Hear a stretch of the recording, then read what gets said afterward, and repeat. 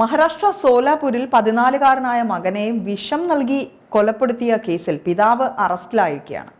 സോലാപൂർ നഗരത്തിൽ താമസിക്കുന്ന തയ്യൽക്കട നടത്തുന്ന വിജയ് ഭട്ടു എന്നയാളാണ് മകൻ വിശാലിനെ കൊലപ്പെടുത്തിയ കേസിൽ പിടിയിലായിരിക്കുന്നത്. പോൺ സിനിമകൾക്ക് അടിമയായ മകനെതിരെ സ്കൂളിൽ നിന്ന് നിരന്തരം പരാതികൾ ഉയർന്നതോടെയാണ് വിജയ് കൃത്യം ചെയ്തതെന്ന് പോലീസ് പറയുന്നു. സംഭവ വിവരം മറച്ചുവെച്ച വിജയെ വിശദമായ ചോദ്യം ചെയ്യലിനൊടുവിലാണ് പോലീസ് അറസ്റ്റ് ചെയ്തിരിക്കുന്നത്. ജനുവരി 13-നാണ് വിജയും ഭാര്യയും മകൻ വിശാലിനെ കാണാനില്ല എന്ന പരാതിയുമായി പോലീസിൽ എത്തിയത്. പരാതിയിൽ കേസെടുത്ത പോലീസ് അന്വേഷണവും ആരംഭിച്ചു. തുടർന്ന് ഇവരുടെ വീടിന്റെ പരിസരത്ത് നടത്തിയ പരിശോധനയിലാണ് അഴുക്കുചാലിൽ നിന്ന് കുട്ടിയുടെ മൃതദേഹം പോലീസ് കണ്ടെത്തിയത്.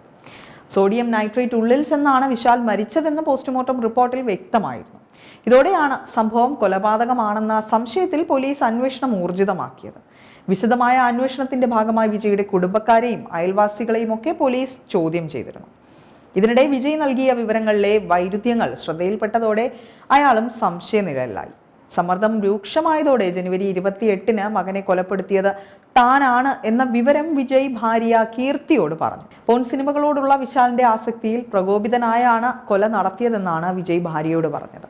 വിശാൽ സ്കൂളിൽ മറ്റു വിദ്യാർത്ഥികളെ ബുദ്ധിമുട്ടിക്കുന്ന തരത്തിലുള്ള നിരവധി പരാതികൾ ലഭിച്ചുവെന്നും മകൻ പഠനത്തിൽ ശ്രദ്ധ കേന്ദ്രീകരിച്ചിരുന്നില്ല എന്നും വിജയ് പറയുന്നു. ജനുവരി 13-ന് രാവിലെയാണ് സോഡിയം നൈട്രേറ്റ് കലർത്തിയ ശീതള പാനീയം നൽകി മകനെ കൊലപ്പെടുത്തിയത്. വിശാൽ അബോധാവസ്ഥയിലായപ്പോൾ മൃതദേഹം വീടിന് സമീപത്തെ അഴുക്കുചാലിലേക്ക് വലിച്ചെറിയുകയായിരുന്നുവെന്നും വിജയ് ഭാര്യയോട് പറഞ്ഞു. ഈ വിവരം ഭാര്യ കീർത്തി പോലീസിൽ അറിയിച്ചതോടെ ജനുവരി 29-ന് പോലീസ് വിജയെ അറസ്റ്റ് ചെയ്യുകയും കോടതിയിൽ ഹാജരാക്കി റിമാൻഡ് ചെയ്യുകയുമായിരുന്നു.